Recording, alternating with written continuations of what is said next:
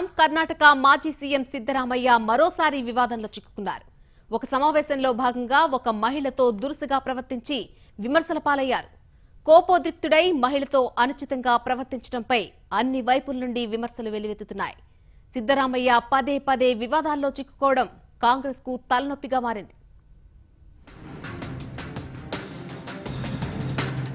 మహిళ చున్నీలాగి వివాదంలో కర్ణాటక మాజీ సీఎం సిద్ధరామయ్య సమస్యలపై నిలదీస్తున్న మహిళ నుండి మైక్ లాక్కోవడానికి ప్రయత్నం. ఆగ్రహంతో ఊగిపోయిన సిద్ధరామయ్య మైక్ లాక్కోవడానికి ప్రయత్నించగా చేతికి తగులుకున్న మహిళ చున్నీ. గతంలోనూ వివాదాల్లో చిక్కుకున్న సిద్ధరామయ్య సెల్ఫీ తీసుకుంటున్న యువతిని దగ్గరికి లాక్కున్న సిద్ధరామయ్యకు ముద్దు పెట్టిన కాంగ్రెస్ పార్టీ కార్యకర్త.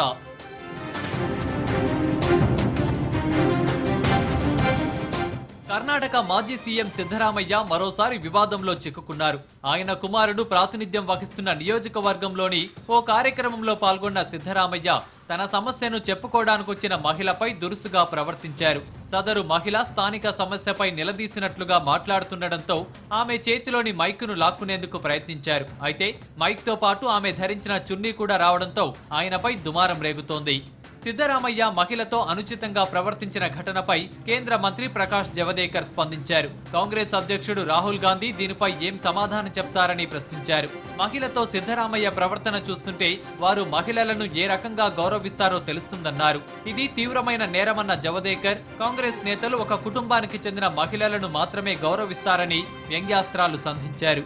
కాగా ఈ ఘటనపై స్పందించిన కర్ణాటక పిసిసి అధ్యక్షుడు దినేష్ గుండూరావు సిద్ధరామయ్య మహిళ చేతిలో నుంచి మైకును లాక్కునే క్రమంలో అనుకోకుండా ఆమె దుప్పట్టా జారిపోయిందని, ఇది కావాలని చేసింది కాదని అన్నారు. కొన్ని సందర్భాల్లో ప్రజలు చాలా కఠినంగా ప్రశ్నలు అడుగుతారని, వాటిని నేతలు విన్నప్పటికీ వారు మళ్లీ అదే అడుగుతూ ఉండడంతో మైకు లాక్కోవాల్సి వస్తుందని అన్నారు. So and she was banging on the table and she was very agitated. So I think after hearing her for some time, I think finally Siddharamaiah just wanted to, was asking for the mic, to take the mic back from her, because a local thing in a visit like this, sometimes when the people start asking you questions in a very rough way, and after hearing them out, when they don't stop, I think he just wanted to pull the mic. So when he was pulling the mic, I think just the dupatta came along with it, and it was immediately, there's no intention. Also intention was there. So now to impute any such intention is really horrifying, because that is not what the way Mr. Siddharamaiah will ever behave. It was to take the mic away from her. That's the only thing, nothing else. ఇదిలా ఉండగా కర్ణాటక మాజీ ముఖ్యమంత్రి సిద్ధరామయ్యపై జాతీయ మహిళా commission ఆగ్రహం వ్యక్తం చేసింది. మహిళల పట్ల అవమానకర రీతిలో ప్రవర్తించిన ఆయనపై కేసు నమోదు చేసి చట్టపరంగా చర్యలు తీసుకోవాలని కర్ణాటక పోలీసులను కోరింది. పెద్ద పెద్ద పదవులను అనుభవించిన వారు మహిళల పట్ల ప్రవర్తించే తీరు ఇదేనా అని ప్రశ్నించింది.